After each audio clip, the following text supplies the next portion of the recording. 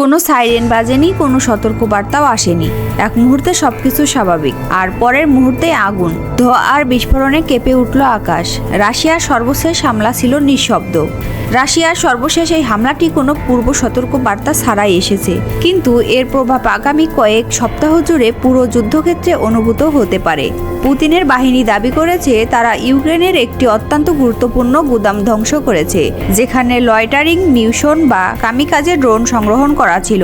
এই অস্ত্রগুলোই সাম্প্রতিক সময়ে ইউক্রেনের অন্যতম প্রধান ভরসা। রাশিয়ান অগ্রযাত্রা ধীর করা বা শত্রু লাইনের গভীরে নির্ভুল আঘাত হানার জন্য।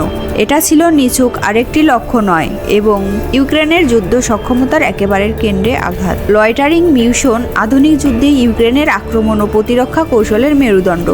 এসব ড্রোন আকাশে ঘুরে বেরিয়ে গোলন্দা তথ্য সংগ্রহ করে, সুযোগ বুঝে নির্দিষ্ট লক্ষ্যবস্তুকে আঘাত হানে। রাশিয়ার দাবি অনুযায়ী এই ড্রোনগুলোর গুদাম ও উৎক্ষেপণ অবকাঠামো ধ্বংস হলে ইউক্রেনের একাধিক ফ্রন্টে দ্রুত প্রক্রিয়া জানানো যায়। মস্কোর প্রক্রিয়া মন্ত্রণালয় জানায়, এই হামলায় একযোগে ব্যবহার করা হয়েছে যুদ্ধবিমান, ক্ষেপণাস্ত্র, আর্টিলারি এবং স্ট্রাইক ড্রোন। গুদামের পাশাপাশি তারা দীর্ঘপাল্লার ইউএভি উৎক্ষেপণ কেন্দ্র, সামরিক কার্যক্রমে সহায়তাকারী জ্বালানি ও বিদ্যুৎ স্থাপন করে। এই হামলার বার্তাটি স্পষ্ট, রাশিয়া কেবল সামনের সারির সৈন্যদের নয়, বা ইউক্রেনের পুরো যুদ্ধক্ষেত্রকে ভেঙে ফেলতে চায়। জ্বালানি, বিদ্যুৎ, ড্রোন, যোগাযোগ ব্যবস্থা সবকিছুই এখন টার্গেট।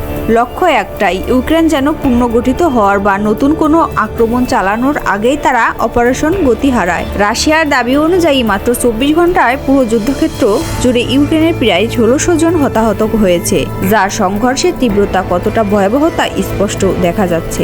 ইউক্রেনের যান্ত্রিক ও আক্রমণকারী ইউনিটগুলোর উপর ভারী আঘাত হানা হয়েছে বলে জানানো হয়েছে রাশিয়ায়, যাতে প্রায় 160 জন নিহত বা আহত হয়েছে।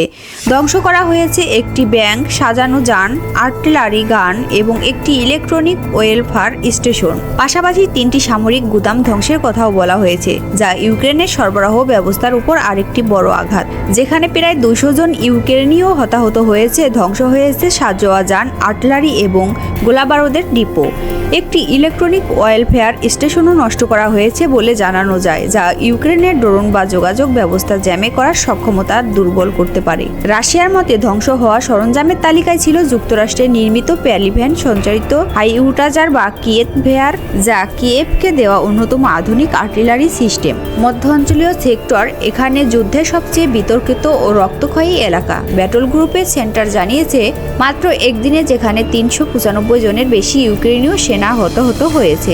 রাশিয়ার মতামতে তারা ধ্বংস হয়েছে সাজোয়া যান, রকেট লঞ্চার এবং একাধিক আর্টিলারি সিস্টেম, যা রাশিয়ায় ভারী আগুনের কৌশলকে আরও স্পষ্ট করে। পূর্ব দিকে ব্যাটল গ্রুপ ইস্ট জাপোরিয়া এবং ইউক্রেনীয় প্রতিরক্ষা ভেদ করে এগিয়ে যাওয়ার দাবি করেছে, যেখানে প্রায় 260 জন ইউক্রেনীয় সেনা হতাহত হয়েছে। সঙ্গে ধ্বংস হয়েছে অনেক কিছু।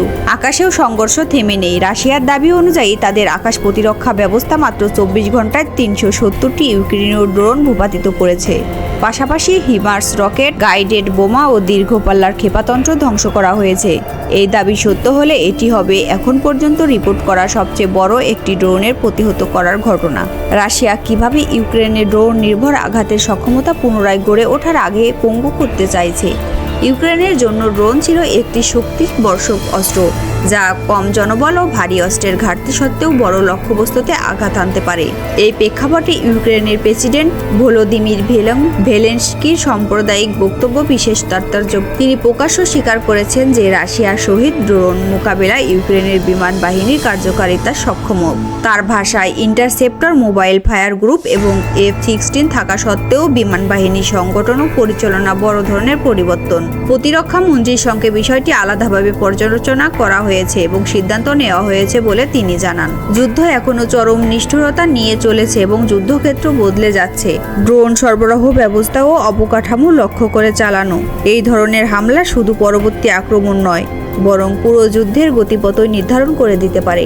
আপাতত ধোঁয়া কাটেনি, আর যে কোনো মুহূর্তে উভয় পক্ষের পরবর্তী পদক্ষেপ আবারও শক্তির ভারসাম্য পাল্টে দিতে পারে।